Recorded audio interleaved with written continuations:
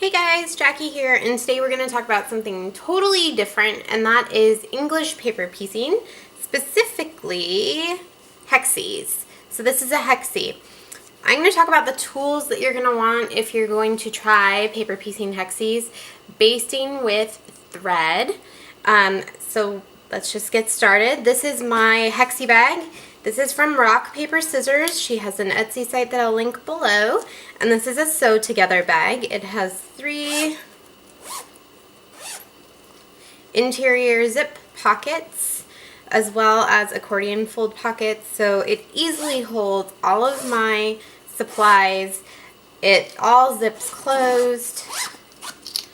Nice and handy so that I can take it on the go without losing anything, and everything's all in one spot. So now I'm going to open it up and I'm going to go over the basic tools you'll need if you're going to start making hexies. And we'll go over them one by one. So the first thing that you'll need is paper pieces for your hexies. These are 1-inch paper pieces which make a 1-inch hexie.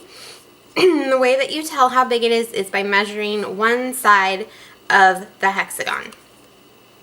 And this is what it will look like when it's made with fabric. This is cardstock. I ordered mine on eBay. They are paperpieces.com paper pieces, and I ordered them from an eBay seller who had a bunch.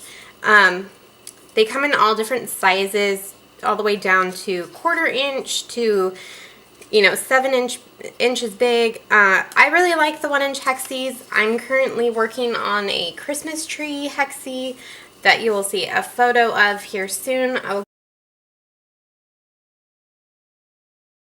give you an example of things that you can make with hexagons.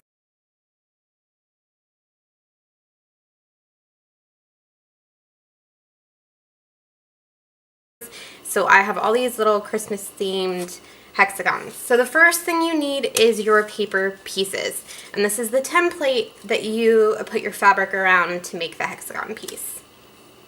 The next thing you need is fabric. For 1-inch hexagons, you need 2.5 by 2.5 inch squares. If you want to make this super easy on yourself, you can buy what's called a mini charm pack. And that is a pack of fabric that's pre-cut to 2.5 by 2.5 inch squares. So I ordered some from Missouri Star Quilt Company. These are ones that I've actually cut myself. I got 1/8 yard cuts of different fabrics in Christmas prints and cut them. So you can cut your own or you can order your own. So the mini charms will work for 1-inch hexagons.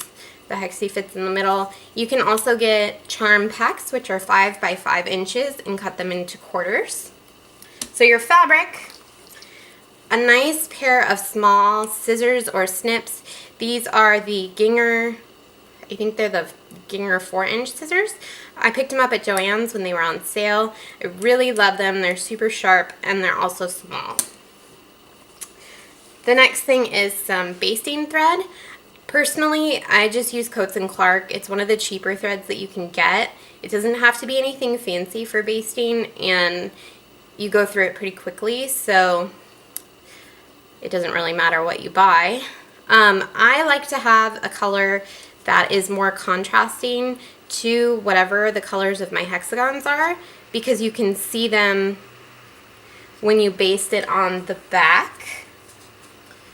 For example, like you can see the thread, which makes it easier later on when you're removing your thread. And I'll do a video on how to make your hexagons, and then I will kick you guys a link to Modern Handcraft, which does the modern hexies placements with fabric fusion and machine quilting, no hand stitching them together, because that is what I follow for all of mine. See, the next thing is your needles. I have John James size 9 sharps, and I got these at Fabric Depot, which is local to me. You can also order them online. Sharps work the best because they will go through your fabric really easy. Let's see if I can get this guy out of here. A needle minder is always helpful. This is my little Scotty dog.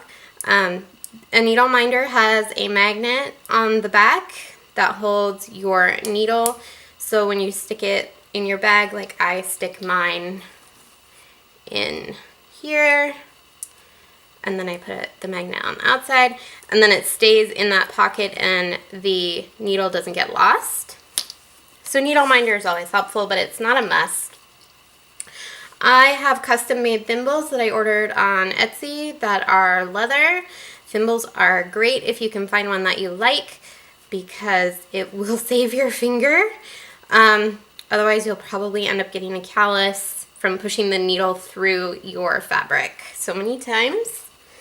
I like to make my hexies with a paper clip, and again I will do another video on how to baste a hexie, but basically a paper clip is how I hold my fabric in place when I start basting, so that's really helpful. And I believe that is it. So again, here are some finished hexagons. So you really don't need a ton to get started. Needles, small scissors, your paper pieces, thread, fabric will really get you started for any project that you want to do for making English paper piecing hexagons. I'll catch y'all next time.